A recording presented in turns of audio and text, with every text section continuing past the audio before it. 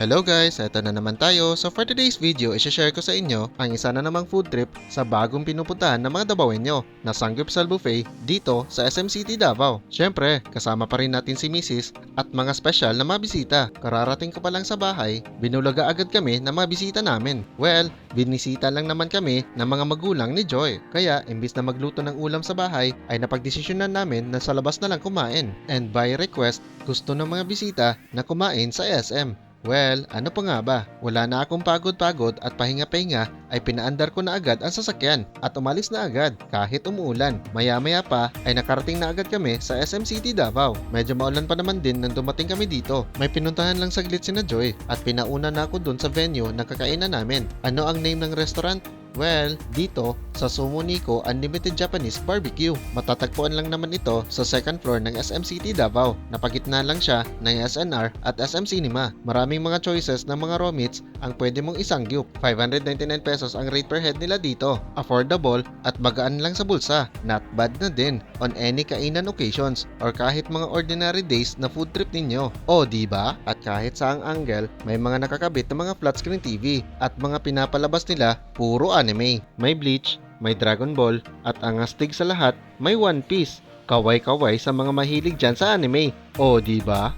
Di naman masyado karamihan ang mga tao ngayon, kaya nakakuha agad ako ng table. At dahil ako ang nauna, nag-order na agad ako ng mga meat na para lulutuin namin. Bale, every table, meron silang mga nilalagay na mga list of meats at side dishes. Ang gagawin mo na lang ay ililista at ilagay ang mga quantity na mga order niyo. Siya nga pala, katulad sa ibang mga sanggupsal o kahit sa mga buffet, hinay-hinay pa rin sa mga in-order ninyo. Dahil nagcha-charge din sila ng 320 pesos per head sa mga leftovers. Kaya kung ano ang mga in-order ninyo, kailangan talagang ubusin.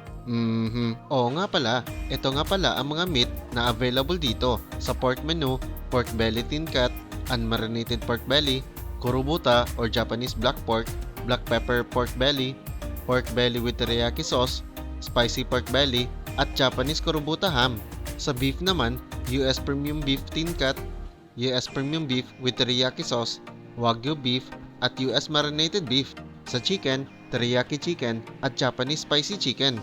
Sa seafoods naman, Japanese crab stick at Japanese fish cake. At syempre, sa mga side dishes, buttered corn, coleslaw, mashed potato, kimchi, mozzarella cheese, lettuce, seaweeds, atsara, at fruit salad. O diba? Apakaraming choices, no? Oo nga pala, sa mga di pa nakakaalam, may meaning nga pala ang Sumo Nico. Sumo ay yung traditional na mga Japanese wrestlers. Nico naman ay Japanese term ng meat. Ibig sabihin, pagkakain ka dito o di kaya mapapasobra ang mga kain mo dito, di magtatagal, magiging ka na rin isang sumo wrestler dahil na rin sa mga variety ng mga meat at side dishes na pwede mong kainin dito. Di pa kasali ang rice dyan ha? Oo nga pala, may dalawang branches ng Sumo Nico dito sa Davao. Ang isa ay located sa Abriza Mall na nag-open pa noong September 2023. Ito naman ang pangalawa na noong July 2023 pa nagsimula. At least, may dalawang choices ka na kung saan branch mo feel na kumain or kung saan ang mas malapit para sa'yo. Actually, marami-rami na rin kaming mga naluto. Kaso, dahil na din sa aming mga kagutuman, unti-unti na namin kinain ang mga naluto namin hanggang sa nagkakaubusan na ng mga meat. Kaya nagdagdag orders na naman kami dahil medyo nakukulangan pa kami sa mga kinain namin. Nako! Actually, matagal na naming balak ni Joy na tumigil na sa pagkain sa kahit anong mga buffet restaurant. Syempre, para na din sa kalusugan namin at pati na din sa mga kakarampot na mga budget namin. Kaso, iba talaga ang tawag ng sikmura. Pag ang gutom na talaga ang umiiral, mawawala at malilimutan na talaga lahat ng mga pinagplanuhan nyo. Plus, sabayan mo pa ng mga fresh at good quality na mga meat na kahit ilang oras nyo pa maluto ay siguradong hahanap-hanapin ninyo. Hay, naku nga naman. Nabusog na din kami sa mga kinainan namin at buti na ubos ang lahat ng mga in-order namin. Walang leftovers.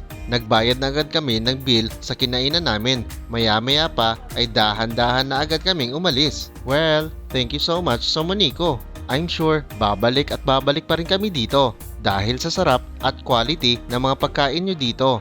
Alright, at dito na nagtatapos ang Samgyup food trip namin. Maraming salamat sa panonood ng video ko. See you ulit sa mga next videos ko and of course, Enjoy!